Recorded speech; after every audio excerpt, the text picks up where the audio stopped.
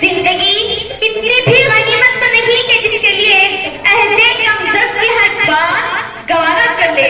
زیوقات یہ شاہی دربار ہے کہ جس میں اپنے عقیدے، بات اور نظریات پر ڈٹے رہنے والے ایک شخص کو حاضر کیا جاتا ہے.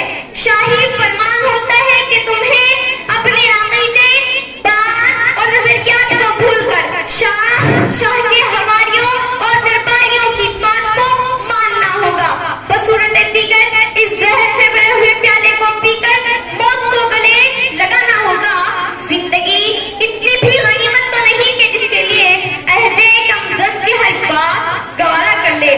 زیوقات شاہ کے حواریوں اور درباریوں کی بات کو پاؤں کی ٹھوکر پر رکھتے ہوئے اپنے عقیدے، بات اور نظریات پر ڈٹا رہنے والا یہ شخص جب زہر کے پیالے کو پی کر موت کو گلے لگا لیتا ہے تو آج صدیاں گزر جانے کے بعد شاہ کے حواریوں اور درباریوں کا نام تک کسی کو معلوم نہیں، لیکن حق و صداقت کے لیے زندگی پر موت کو ترجیح دینے والے اس شخص کو دنیا آج بھی سقراط کے نام سے یاد کرتی ہے.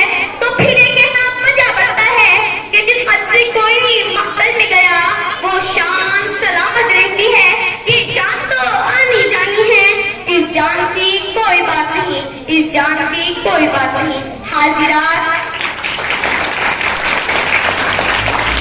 حق و صداقت کے لیے سقراط کا زہر کے پیالے کو پی لینا، آوازیں حق بلند کرنے کے لیے منصور کا سولی پر لٹک جانا، الحق کا نعرہ بلند کرنے کے لیے منصور کا سولی پر لٹک جانا، احد احد کا ورد کرتے ہوئے کوڑوں کی بارش میں بلال کا تپتی ہوئی ریت پر لیٹ جانا اور حسین کا سر کو جھکانے کے بجائے سر کو نہ کے حساب پر سجا دینا آج اس بات کا پیغام دیتا ہے کہ جس حد سے کوئی مقتل میں گیا وہ شان سلامت رہتی ہے.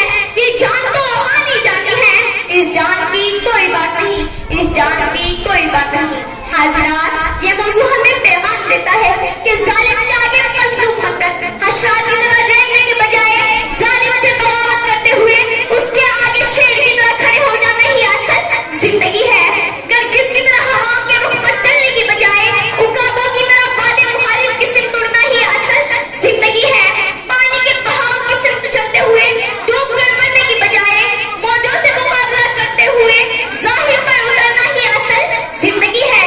کسی کی دہشت، خوف اور موت کے ڈر سے سر کو جھکا کر گھٹ گھٹ کر مرنے کی بجائے نڈر، بہادر اور بے خوف ہو کر سر اٹھا کر چلنا ہی اصل زندگی ہے. کیونکہ کچھ نہ کہنے سے بھی چھن جاتا ہے ایجاد سخن. ظلم سہنے سے بھی ظالم کی مدد ہوتی ہے، ظلم سہنے سے بھی ظالم کی مدد ہوتی ہے. حاضرات، اگر ہم سستی کرب، جبر اور گھٹن کے ماحول سے نکلنا چاہتے ہیں تو پھر اس کے لیے ہمیں روایات کی کتب کو توڑنا ہوگا، آنکھوں پر بندھی نظریہ ضرورت کی پٹیوں کو کھولنا ہوگا، پیروں میں پڑی جمہور کی بیڑیوں کو توڑنا ہوگا اور ہاتھوں میں پڑی مصلحت کی ہتھ بیڑیوں کو کھولنا ہوگا اور لبوں پر لگے مجبوری کے تالے کو توڑنا ہوگا.